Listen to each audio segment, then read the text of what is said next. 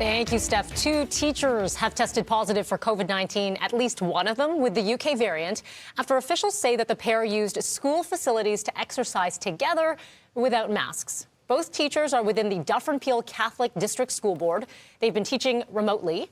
A statement from the board reads, in part, I can confirm that the 2 teachers were exercising together and that, at least for a portion of the time, they were not wearing masks, which was and remains a mandatory requirement of all employees while in board facilities.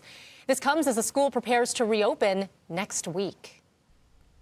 We have identified that no one else was exposed and that the outbreak has been declared over. Individuals are safely self-isolating. So certainly, at least as it pertains to plans to reopen schools next week, that school, for the purpose of our investigation, is at this point in time not currently an outbreak.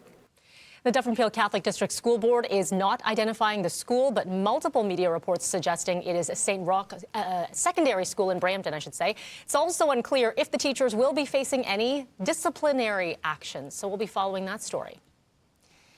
Back here in the city now, preparing 9 mass immunization clinics as part of Toronto's COVID-19 vaccine rollout plan. We're going to take you to a look at where one of these clinics will be located in the city. But first, this map that shows where all of them are supposed to be. Toronto Convention Centre, which was forced to close in January due to vaccine shortages, Scarborough Town Centre, Mitchell Field Community Centre, to name a few.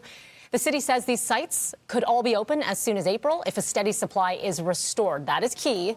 The clinics would run 7 days a week. It would be able to administer around 120,000 shots per day in total. And now a live look at the Downsview Hangar Sports and Events Centre in North York. This is also slated to become one of these immunization clinics. This site, located on Carl Hall Road, which is near Shepherd and Keele. The date that each site will open is still dependent, of course, on vaccine supply determined by the province. And coming up later on this morning, Mayor John Tory will be joining us for his weekly check-in. We're going to be talking to him about these vaccination clinics, the concerns over some of the variants discovered in our city. That is all coming up here just after 7 o'clock. A new poll released this morning saying almost 2 in 3 Canadians trust that COVID-19 vaccines are safe and effective. This survey, conducted by Proof Strategies, also indicating that trust in doctors grew from 76% in January 2020 to 81% in January 2021. A downward trend, though, for politicians, with just 32% of Canadians saying they trust the government compared to 40% during the same time last year. This online survey was conducted with about 1,500 respondents between January 8th and the 20th. It cannot be assigned a margin of error because it was done online. Provincial inspectors will be paying special attention to warehouses and distribution centres in Peel Region, a COVID hotspot with a high number of essential workers. Inspectors will visit approximately 100 of these warehouses, including break rooms and back offices, to check that health and safety measures are being followed. We know these workers have been especially hard hit.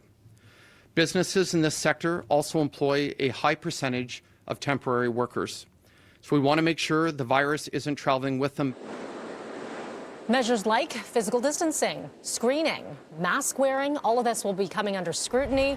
The Labour Minister says employers who fail to keep workers safe can be fined up to $1,000 on the spot or be shut down. Similar inspections during December and January focused on big box stores.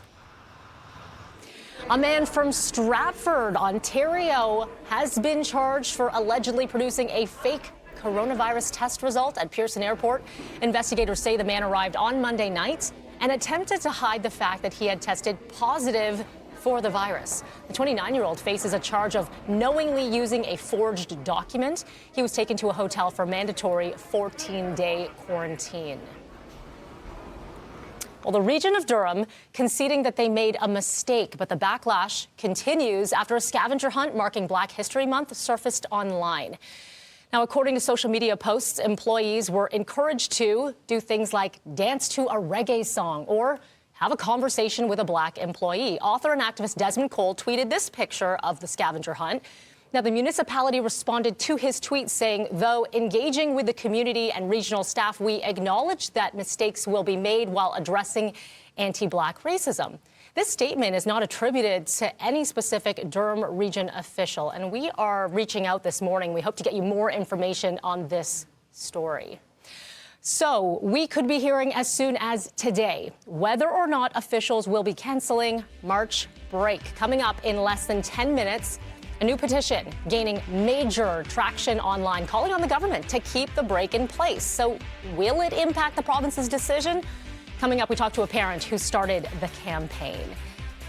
And coming up next, Netflix setting up an office here in Toronto or Vancouver as it tries to increase Canadian content. We're going to talk to Mike Epple coming up.